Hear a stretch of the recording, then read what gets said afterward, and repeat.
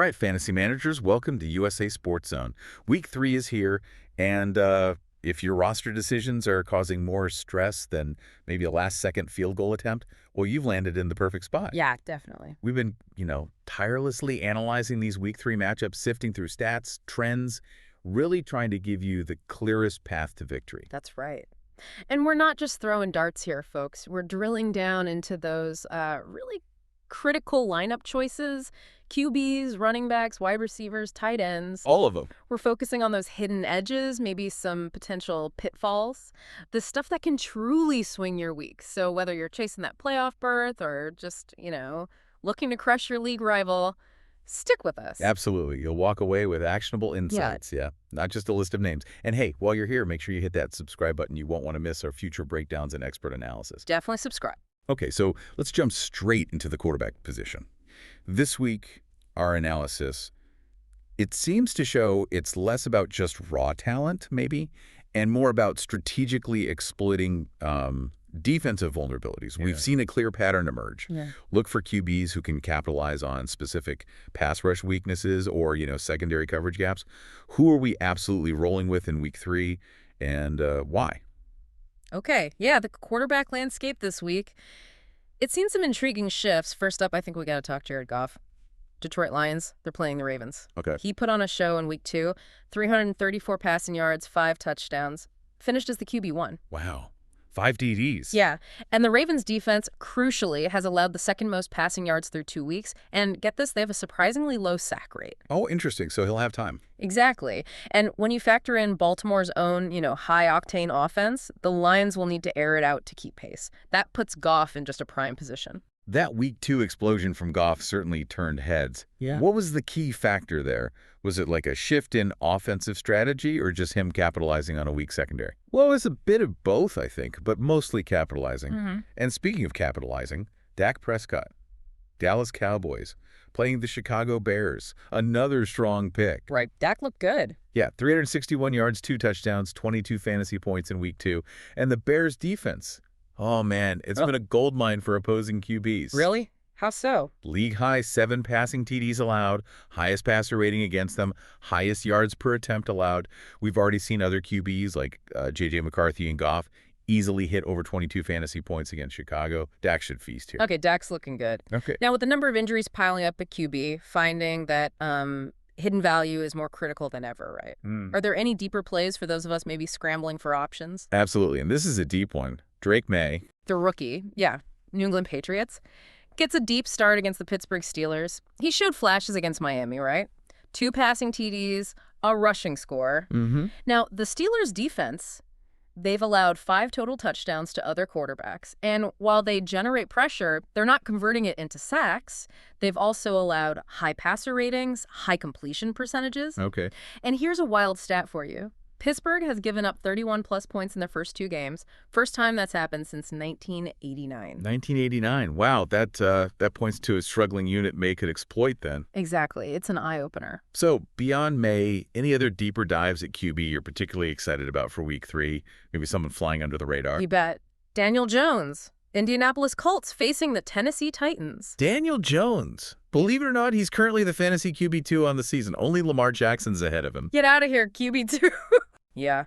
He's tied for the league lead with 3 rushing touchdowns, goal line carries 2, second in passing yards. Now, here's the kicker. The Titans generate pressure at one of the lowest rates in the NFL. Okay, so he'll be clean. And when Jones isn't under pressure, he has the 3rd best pass EPA. That's expected points added, basically, how much his plays boost scoring chances. Right. When he's clean, he completes over 75% of his passes. It's just an ideal matchup for him to, continue this surprising run. So essentially, clean pocket Jones equals efficient fantasy point scoring Jones. That's a huge insight, especially against the Titans. Yeah. Any other must starts before we move on? One more, Caleb Williams, Chicago Bears versus the Dallas Cowboys. The other rookie. Yeah. Despite some, let's say, real-life growing pains, Williams is currently the QB10 in fantasy. Wow, okay. And our data shows the Cowboys D. They've given up the 3rd most passing yards, 2nd highest completion percentage, 3rd highest passer rating. Every single QB who has faced Dallas finished top 8. Russell Wilson got 30 fantasy points against them. 30 points. Yikes. Okay, Williams has upside there. Big upside. That's a lot of potential firepower for your lineup. But now, let's talk about the flip side. Who are the guys we should maybe be wary of? Even if they're usually solid options. Who are we sitting in week 3? Yeah, stepping back, you got to look at the larger strategy. Even traditionally strong players can be poor plays in the wrong matchup. Matthew Stafford, Rams against the Eagles. Oof, yeah. Phillies D. Prime example of a sit. The Eagles' defense is just stout. They held Prescott and Mahomes to under 200 yards each, combined 1 passing TD between them. Rough. And Stafford relies purely on his arm talent, right? Minimal rushing upside. That floor gets significantly lowered against a defense like Philly's that just limits passing efficiency. Sometimes you just got to respect the matchup, you know? Makes perfect sense. The Eagles' D has been suffocating. Yeah. Who else? Then there's Trevor Lawrence, Jacksonville Jaguars, playing Houston. We've kind of affectionately dubbed him mid this season. Mid-Lawrence. Harsh. But why? Well, my analysis shows he's just struggled against the Texans historically. Only 1 multi-touchdown game in his last 6 matchups against them. More career interceptions, 9, than touchdown 7 against Houston. Ouch. Okay. And the Texans just made Baker Mayfield look very, very average last week. It's the consistency of struggle against this specific opponent. His efficiency metrics just plummet. Gotcha. So mid isn't just a nickname, it's based on that history. Exactly. And that kind of leads us to Tua Tagovailoa, Miami Dolphins against the Buffalo Bills. The Bills matchup. Always tough for Tua. Yeah, he's shown a low floor and ceiling this season, generally. And historically, he struggles against Buffalo, under 240 passing yards in 6 of his last 7 games against them. Multiple TDs in only 2. Plus, the Bills have allowed the fewest passing yards in the league so far this year. Fewest? Okay, yeah. Bad combo. Just a historically bad matchup for him. Not ideal for a high-stakes Week 3 decision, especially if he's usually a set and forget for someone. No kidding. All right, who else is on the sit list? Okay, then we have Sam Darnold. Seattle Seahawks facing the Saints. Seattle just throws the ball at the 6th lowest rate in the league. Not much volume then. Nope. And Darnold combined 21.2 fantasy points in 2 games, just 3 red zone attempts. Until we see that upside, he's best left on the bench, I think. Agreed. And finally, Geno Smith.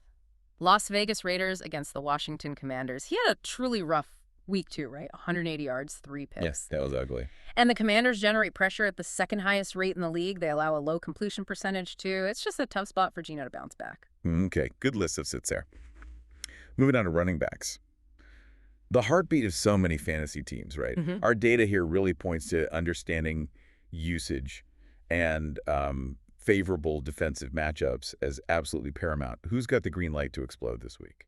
Yeah, for RBs, volume and scheme fit are just everything. Kenneth Walker III, Seattle Seahawks against the Saints, he immediately jumps out. Okay, Walker. Why him? He averages 6 yards per carry in Seattle's outside zone scheme. That's where the run goes to the perimeter, stretches the defense. Right. And the Saints, specifically, are giving up 5.5 yards per carry on those exact types of runs. That's a huge green light for Walker's big play ability. Gotta love a big playback in a favorable matchup, especially when the scheme hits the defense's weakness like that. Who else? And Javonte Williams, Dallas Cowboys against the Bears. His usage is just elite, plain and simple. How elite? 77% of snaps, 60% of carries, 77% of running back targets. Wow. He's top 20 fantasy points, finished top 5 back in both weeks 1 and 2. And the Bears D, they struggle against the run. 6th most rushing yards allowed, 5th most yards per carry, especially on explosive runs. You just got to ride that hot hand. Elite usage is music to any fantasy manager's ears. Any others looking strong? Yeah, Jaylen Warren. Pittsburgh Steelers. Facing the Patriots, he played 58% of snaps in week 2, actually led the team in receiving yards, handled goal line carries. And the Patriots, they've allowed the 3rd most receiving yards to RBs, makes him a solid play, especially in PPR. Okay, Warren catching passes. Good upside there. And DeAndre Swift. Chicago Bears against the Cowboys. Now, he's faced tough run defenses so far, but the Cowboys do allow explosive runs, and they can be exploited in the passing game by running backs. We saw Saquon score 18.4 points against them. Other Giants backs top 9 points, too. Swift could be a sneaky play then, especially if Chicago falls behind and needs to check down. Exactly. Potential there. Then there's Tony Pollard. Tight ends against the Colts. He leads all running backs in snap percentage. 89%. 89, that's insane volume. It is. 39 touches in 2 weeks. That volume is just undeniable. And the Colts defense, they've allowed 5.4 yards per carry, high rate of explosive runs. Pollard has a strong floor and ceiling this week. Okay, solid starts. Now for a couple of sleepers, maybe, for those looking for an edge who might surprise us. All right, sleepers. Isaiah Pacheco. Kansas City Chiefs against the Giants. Pacheco, okay. His snap share increased up to 60% in week 2. More pass game usage, too. And with the Chiefs kind of struggling to hold leads, maybe a more run-heavy script could be in play. Could be. And the Giants conveniently allow the second highest yards per carry to backs, 5.7. Nice matchup. And another one, Trevayon Henderson. Patriots against the Steelers. Despite a rough week 2, remember that Steelers defense we talked about? Yeah, giving up points. Well, they've given up the most explosive runs and second most rushing yards to backs. They particularly struggle against speedy options. Henderson has that home run potential in this matchup. Okay, 2 interesting sleepers there. Now, for the flip side, which running backs might lead to disappointment if we keep them in our lineups? Who are we sitting? Yeah, low volume and tough matchups are always going to be consistent red flags. Ja'Cory Krosky-Merritt, Bill. Yep. Washington Commanders facing the Raiders. Right, Bill. His snap share is consistently below a third. He's not trusted in the passing game. And the Raiders' run D has been tough, allowing just 97 rushing yards total to RBs in 2 games. He's just too game script dependent. Okay, avoid him. Who else? Tyrone Tracy Jr. Giants against the Chiefs. His carries actually decreased in week 2 compared to Cam Skadebo, who also seems to be taking over the goal line work. Oh, that's key. Yeah, and the Chiefs are stingy against RBs both on the ground and through the air. Then R.J. Harvey, Denver Broncos facing the Chargers. Limited opportunities, right. 31% snaps, only 13 touches total. He's secondary to other backs for rushing and receiving. And the Chargers D allowed the 3rd fewest rushing yards to backs. Okay, clear set. What about the Cleveland Browns backfield? That always feels like a mess. It is. And this week, I would just advise avoiding all 3 Browns RBs, Quinshon Judkins, Dylan Sampson, and Jerome Ford against Green Bay. All of them? Yeah, it's a 3-way committee. Gross. And the Packers' defense has been excellent at shutting down opposing run games. Just stay away. Got it. Avoid the Browns backfield. Anyone else? Last one, Zach Charbonnet. Seattle Seahawks against the Saints. Despite leading in snaps sometimes, his production has just been poor. Yeah. Week 2, 15 carries, 10 yards, averaging 2.1 yards per carry on the season. Yikes. He's touchdown dependent with little receiving work. That's just not a reliable fantasy recipe. Okay, moving to tight end. This position can be a real headache, right? So much variability. Our intel suggests we need to focus on emerging talent and favorable target shares. Who's praised for a breakout week, and who should we fade? Yeah, tight end. Yeah. It's where rookie tight ends can suddenly emerge, maybe more than other positions. Tyler Warren, Indianapolis Colts, facing the Titans. Warren, okay. The rookie. Yeah. He's nearly matched a rookie record already. 155 receiving yards in 2 weeks. He boasts the 3rd highest target share among all tight ends. 3rd highest? Wow. Yeah, that's the percentage of targets in the team's passing game. Yeah. And he's consistently hit 75-plus yards, 11-plus fantasy points per game. And the tight ends, they've allowed an 83% completion rate on passes to tight ends. He's primed. That's incredible production for a rookie. Yeah. Definitely someone to grab if he's out there. It truly is. Then there's Tucker Kraft. Green Bay Packers against the Browns. Kraft, right. He blew up last week. Yeah, quiet week 1, then boom. 124 yards, a TD in week 2, 7 targets, 23% share. And the injury to Jaden Reed, that could mean even more volume for Kraft, kind of solidifying his role. Makes sense. Keep feeding him. Then Jake Ferguson. Dallas Cowboys against the Bears. Remember how bad the Bears' D is against QBs? Yeah. Well, Ferguson led all NFL tight ends with 12 targets in week 2, shows a strong connection with Dak. And the Bears' defense has allowed a 120.1 passer rating and 83% completion rate on targets to tight ends. High target volume is exactly what you want from your tight end, isn't it? And It's the most reliable path to production. Absolutely. It really is. Juwan Johnson. Saints against the Seahawks, he's delivered consistent top 5 TE finishes, more than 15 fantasy points both weeks. Nice floor. Yeah, and he leads all NFL tight ends in snaps and targets. Second in red zone targets, those crucial looks near the goal line. And the Seahawks, they've allowed 89% of passes to tight ends to be completed. Okay, Johnson looks solid. One more start. Yeah, Harold Fannin Jr., Cleveland Browns, facing the Packers. His versatile joker usage is fantastic. He plays tight end, slot, backfield, wide, even some wildcat QB. Really? Wildcat. Yeah, and he's outscored David Njoku in fantasy points each week. Plus, the Packers have allowed the 5th most yards to the tight end position. He's interesting. Okay, fan of the Joker. Love it. Now, which tight ends might leave us wishing we'd gone in another direction? Are we just accepting that tight end is pure chaos this year? It often feels that way, doesn't it? Sometimes you just got to prioritize current opportunity over that big name recognition. TJ Hawkinson, Yeah. Vikings against the Bengals. Hawkinson. Sit him. Wow. Yeah, look, the production's been low. 4 catches, 27 yards in 2 games, low target efficiency. And with a backup QB likely, there are simply better waiver options available right now, even for a player of his caliber. That's tough. You hate to sit a guy you probably drafted pretty high. Indeed. But you gotta face reality sometimes. Evan Engram. Broncos against the Chargers. Extremely low target volume. 6 targets, 4 catches, 33 yards in 2 games. He's falling behind other T's and targets. And the Chargers have been tough against tight ends. They limited both Kelsey and Bowers. Okay, Ingram's volume is worrying. Then there's Mark Andrews. Ravens against the Lions.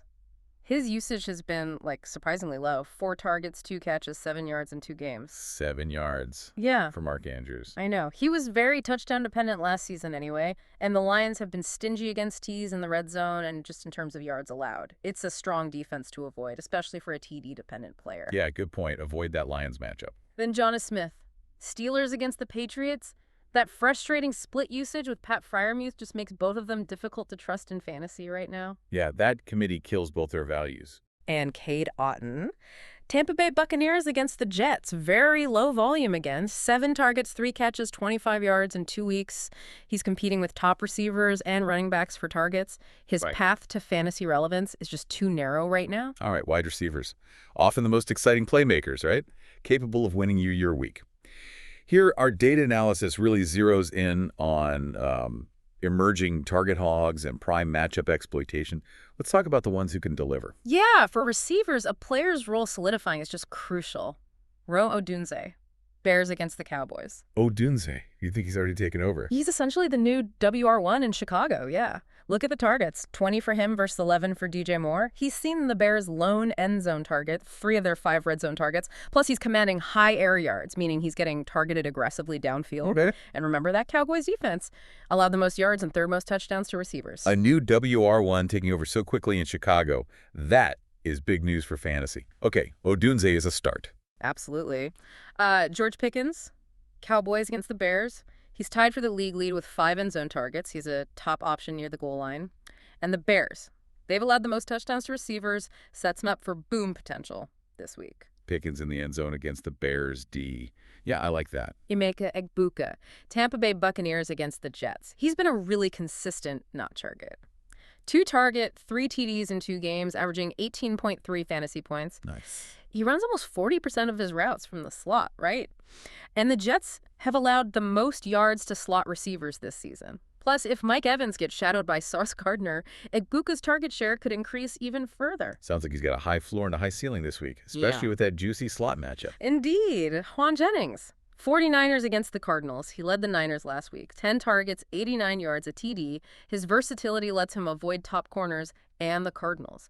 Weak against outside receivers, allowing the most catches overall to receivers. Okay, Jennings could exploit that Arizona secondary. Then there's Keon Coleman, Buffalo Bills against the Dolphins. I'm projecting him as the Bills' top receiver this week. Top receiver, over Diggs. Well, maybe not over Diggs long term, but for this matchup. The Dolphins have struggled against outside receivers, and Josh Allen historically excels against Miami, thrown 40 touchdowns in 15 career games against them. 40 TDs. Wow. Okay, those historical trends with Allen against Miami are compelling. What is it about the Dolphins' D that Allen exploits so well? It's often about their susceptibility to the deep ball, I think, and Allen's ability to extend plays that just taxes a secondary that's already kind of vulnerable sometimes. Gotcha. Finally, Wan'Dale Robinson. Giants against the Chiefs. He had a career day in week 2, right? 8 catches, 142 yards, a TD. Yeah, he popped off. He's being used more downfield, leads the NFL in deep pass yards and slot yards. And the Chiefs, they've allowed the 2nd most yards to slot receivers. This is a great matchup for him to stay hot. Okay, Wan'Dale in the slot against KC. Nice. Now, who should we consider sitting? Even if they have a big name who might disappoint. Yeah, this is where we kind of manage expectations. Calvin Ridley. Titans against the Colts. Now, this is more of a warning than maybe a strict sit. Okay, a warning. Why? He's had a slow start, 7 catches, 84 yards total, low downfield usage, low end zone usage, and he struggles against zone coverage, which the Colts employ pretty frequently. So just buyer beware with Ridley this week. Got it. Temper expectations. Who else? Chris Olave, Saints against the Seahawks. He's shown a safe floor, sure, but just lacks that upside. No deep pass connections, low yards despite high targets. Seattle's defense has been extremely tough, allowing the second fewest yards and lowest passer rating to receivers. Tough matchup for Olave, then. Jalen Waddle. Dolphins against the Bills. His Week 2 performance felt like an anomaly, right? He has a history of struggling against the Bills, held under 50 yards in 4 straight games against them before last week. And the Bills' D has allowed the 8th fewest yards to receivers this season. Yeah. That history against Buffalo is hard to ignore, especially when you're looking for that ceiling. Exactly. Jerry Jeudy. Cleveland Browns against the Packers. Remember the Packers D we talked about? The black hole. Yeah. That's the one. They've allowed the 5th fewest yards, 2nd fewest yards per attempt to receivers. Plus, the Browns tend to spread the ball around, and Jeudy just has low efficiency metrics, just too many negatives. Okay. Fade Jeudy against the Pack. Last sit. Darnell Mooney. Atlanta Falcons against the Carolina Panthers. Low target volume, fewer targets than Kyle Pitts in Week 2. And he faces an elite Panthers defense that allows the fewest yards to receivers in the league. Just too many factors stacked against him this week. Okay, that's a comprehensive list. Ultimately, what our analysis of this Week 3 landscape consistently shows us is really the power of situational advantage. It's not just about who's talented, right? It's about who's in the optimal position, supported by those favorable matchups, and importantly, offensive commitment. Right. So hopefully these insights from our data have kind of equipped you with a clearer perspective for dominating your Week 3 matchups. Absolutely. It's all about making those informed choices, isn't it? Hopefully you're feeling a lot more confident about your Week 3 lineup after listening to this. You've got the info. Now go out there and dominate. Thank you so much for tuning in to USA Sports Zone. Yeah, we truly appreciate you joining us for this this in-depth breakdown. Good luck with your matchups this week, seriously. And we'll be back soon with more insights. Don't forget to subscribe and tell your friends. We'll catch you next time.